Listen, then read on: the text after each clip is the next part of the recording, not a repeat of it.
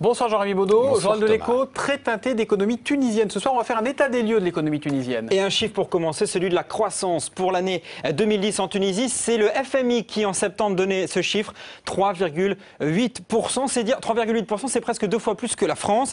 C'est dire, eh bien, si l'économie tunisienne est quand même connaît une forte croissance. Et 3,8, c'est presque une croissance inhabituelle, puisque normalement, la Tunisie est plus aux environs de 5%. C'est donc un pays qui se développe avec beaucoup de richesses, notamment de l'agriculture, de l'industrie, avec notamment un secteur manufacturier extrêmement développé. Il faut savoir que 20% des exportations de la Tunisie, ce sont du textile. Par exemple, il y a beaucoup de jeans qui sont faits là-bas. Et puis le tourisme, on en parle beaucoup. C'est 6,5%, alors que c'est vrai que c'est la vitrine clairement de la Tunisie, tout simplement. Et pourtant, il y a des freins à l'essor du pays. Beaucoup de freins. Et surtout, en fait, le système politique qui est pointé de la part des grands instituts internationaux depuis longtemps, notamment la Banque mondiale, qui disait s'il n'y avait pas ni népotisme, ni corruption en Tunisie, la croissance ne serait pas de 4-5%, elle serait de 6 à 7%. La corruption qui reste un frein, il faut savoir que par exemple la famille Ben Ali, la famille du président, avait la main mise sur beaucoup de secteurs. Quand on voulait importer de nouvelles voitures, il fallait être contrôlé par la famille Ben Ali. Beaucoup d'entreprises ont dû avoir des partenariats, des deals avec des membres de la famille pour s'implanter tout simplement. Et puis il y a l'économie noire, ce qu'on appelle l'économie informelle, le marché noir, c'est 15 à 20% de l'économie tunisienne. Et évidemment, tout ça, ça pèse sur l'économie. C'est autant d'argent qui ne rentre pas dans les caisses de l'État. La Tunisie, c'est aussi un taux de chômage à 2 chiffres.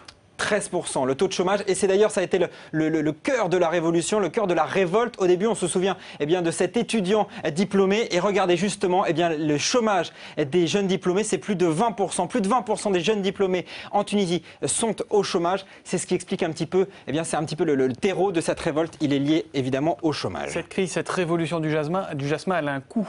Elle a un coût et selon le ministre de l'Intérieur, il a été donné aujourd'hui 1,6 milliard. C'est ce que ça a coûté à l'économie de la Tunisie. 3 milliards de dinars, c'est environ donc 4% du PIB. Mais les problèmes évidemment ne sont pas terminés puisque le tourisme est en panne. Beaucoup d'entreprises finalement ne fonctionnent pas. J'ai beaucoup de contacts là-bas qui me disaient, soit dans des grandes entreprises, soit dans des institutions internationales, qui me disaient on m'a demandé de ne pas venir travailler, justement le temps de voir et de mesurer un petit peu l'impact de tous ces troubles. L'économie de la Tunisie est pour l'instant paralysée. On verra évidemment plus de chiffres dans les prochaines semaines pour mesurer l'impact de cette crise. L'écho en bref. Et on commence par un mot de aéronautique et retour à la case départ pour le Rafale. Donné favori, l'avion de chasse de Dassault se retrouve à nouveau en compétition au Brésil. La présidente Dilma Rousseff dit vouloir réexaminer l'ensemble des offres. Le Brésil veut notamment s'assurer du total transfert de technologie avant de signer ce contrat de 3 milliards d'euros. Nouvelle interrogation sur la santé de Steve Jobs. Le patron d'Apple est de nouveau en arrêt maladie. Il l'a annoncé aujourd'hui dans un mail envoyé à ses employés. Il précise qu'il reste PDG et qu'il continuera de s'impliquer dans les décisions importantes de l'entreprise.